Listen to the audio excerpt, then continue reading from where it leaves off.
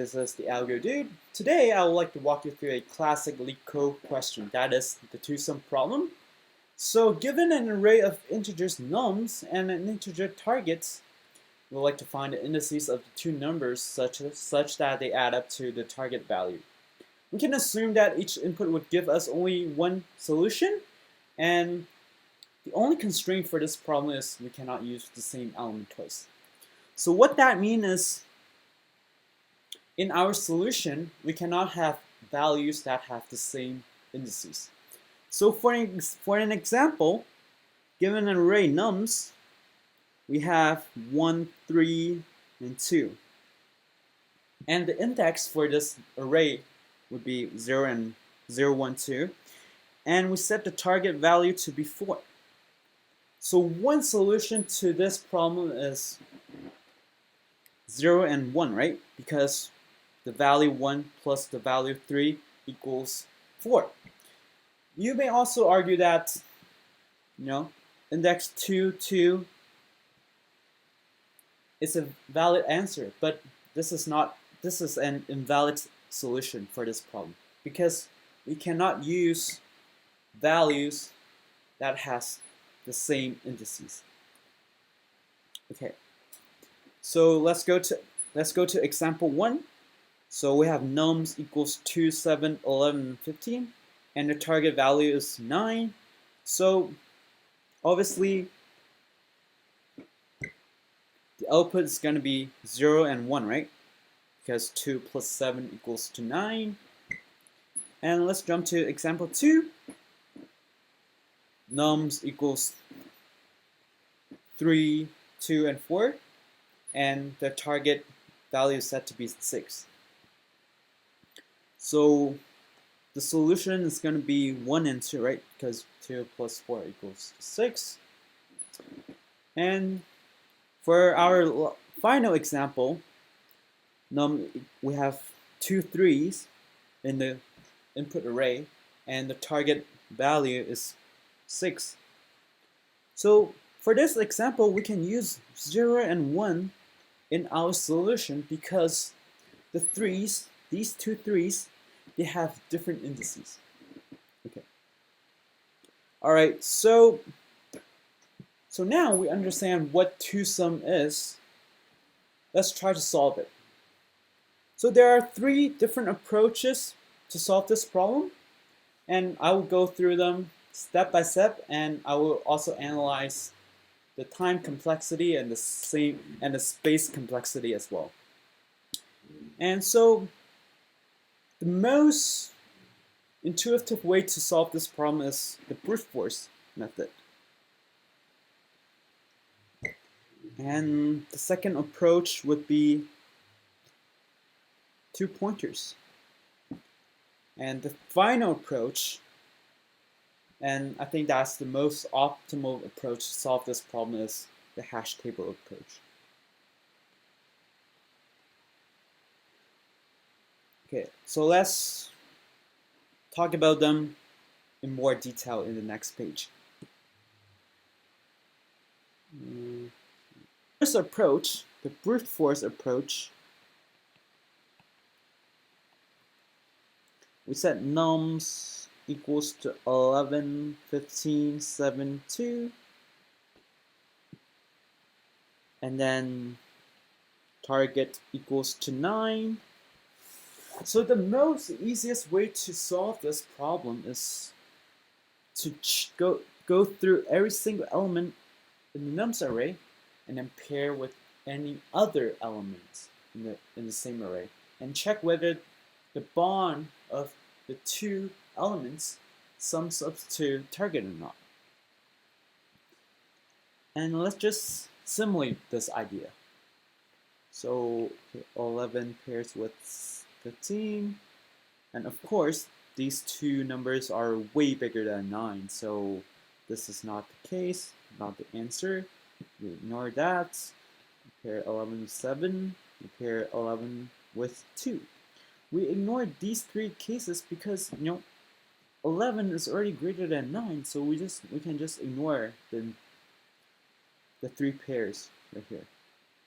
And again, since 15 is already greater than 9, we can just ignore that. But we still go through each possible pair, right?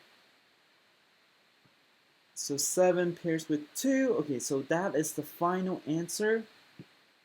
So this is the solution for this example. So that is the brute force approach. So now I'm just going to simply write a pseudocode. I'm not going to code this part up because it's not necessarily, so I'm just going to write a simple pseudocode. So let's define our function bf that consumes 2 parameters. So the first one's going to be nums, which is an array of integer, and then target would be just an integer.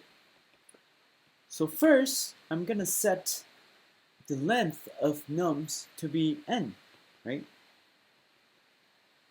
So n equals length of nums. And then for the second part, for the next step, we can check whether num is empty or not. So what if num is empty, right? So do we return -1 or n-1? No, because let's go back to the example or the constraints. The length of nums is always between 2 and 10 to the power 5. It's always between 2 and 10 to the power 5. So the empty case is never occurred. It's never gonna happen. So we can just ignore this part. So for the next step, we can just write a simple for loop that iterates through the nums array. So for I in range from 1 to n, right? And then for the third line, I'm just going to pair every other element with the ith value, or the value at the ith position. So for j in range 1 to I, and of course, j and I never gonna be the same because they have to be 2 different indices. They can't be the same index. So for the next line, what I'm gonna do is I'm just gonna simply check whether the 2 elements sums up to target value or not. So if I plus nums j equals to target, then we simply return the index I and j, right? Well, if that's not the case, we continue and look for such pair. And finally, if there's no such pair, then we just simply return -1 and -1 because there's no such pair that sums up to the target value. So yeah, so this is the brute force method. So only I think that's 6 lines of code. And let's talk about the time complexity. So the time complexity for this approach would be m squared, because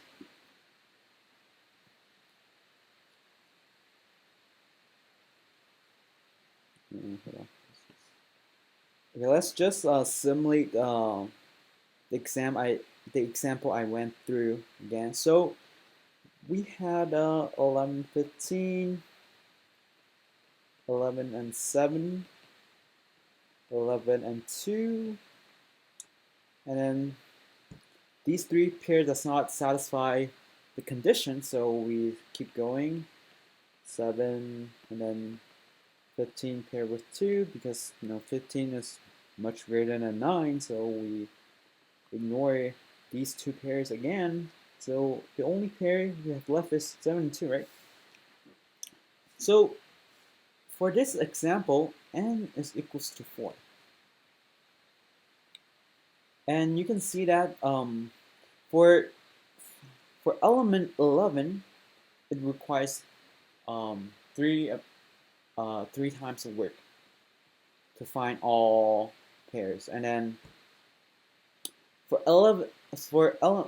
element 15, it requires 2 times of work, and for 7, it only requires 1 times of work.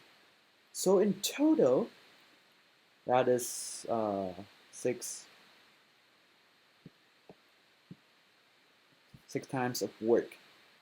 So for this example, and the brute force method requires 6 times of work to compute this example. And you can see that there, actually you can see there's a pattern in this example, right? For every ith position, the element we are pairing with is after I, right? We only go forward. We never go backward, right? Because for example, 15, 7, 15, and 2, we never pair 15 and 11 again because we already seen this pair in the previous level, right? Because 11 is already paired with 15, so we never pair these two numbers again. So here's so for this case, n is equals to 4. Let's say assume, so for an array of n elements right here, n, when n is equals to 4, it requires 3 times of work, amount of work. That is the amount of work to find all the pairs for number 11, right? So that is n minus 1 times, and then for 15, that is n minus 2 times, and for number 7, it requires n minus 3 times of work, right? So the pattern is that for an array with n elements, we can formulate this as n minus 1 plus n minus 2 plus n minus 3, blah blah blah, plus all until n minus, I think, n.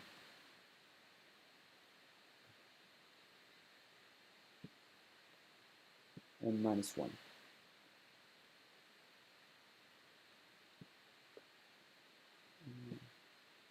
Minus 1 and plus n minus n. Right.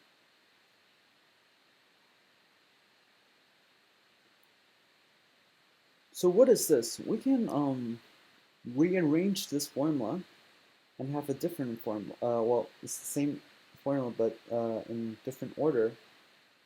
So let's erase this part.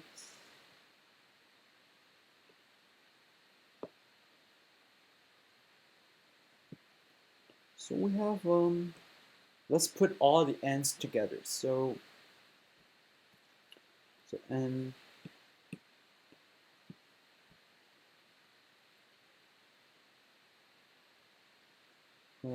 well, actually, we don't need this part because this part is 0.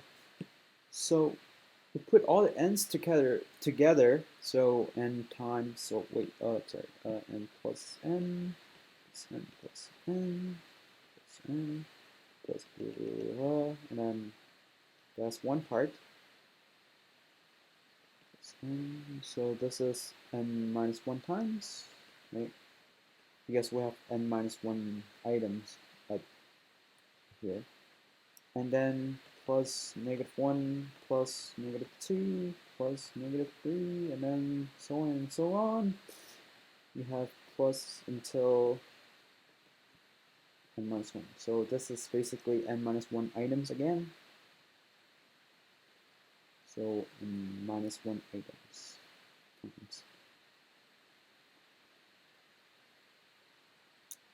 Okay, so that's that. Okay, let's have a bigger space.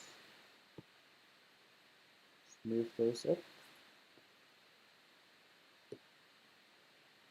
Okay, so let's just erase this part, move it down.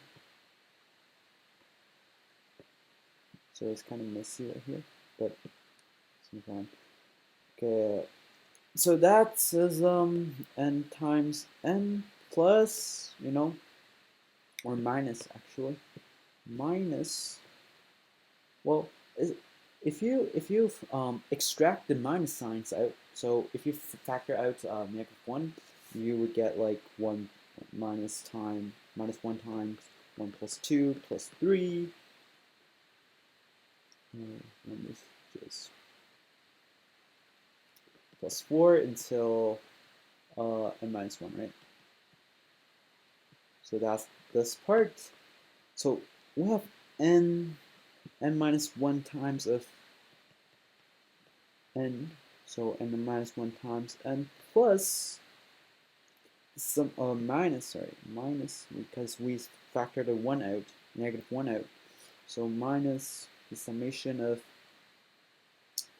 I plus 1 to n-1, and then I. So this is the summation for this part, and we have n-1 items of n, so n-1 times n. So we can rewrite this formula again. So we get what equals n squared minus n, and then plus the minus the summation, and the summation is can be rewritten as n times n-1, right, divided by 2, because these two formula are equivalent. So let's just expand the formula again. It's n minus n squared minus 2, and then minus n divided by 2 plus n divided by 2. So, and yeah, so if you rearrange again, so we get something like this. So as you can see, this method, the brute force method, require at most n squared times of work, right? Because we only care about the term that has the greatest degree, and we ignore the constant. So this brute force approach requires at most n squared amounts of time to compute the two-sum problem. And what about space complexity?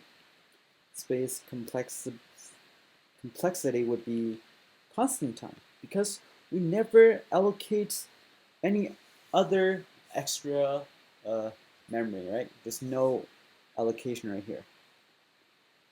And we just looping the array, so the constant times, the time for space complexity would be constant time.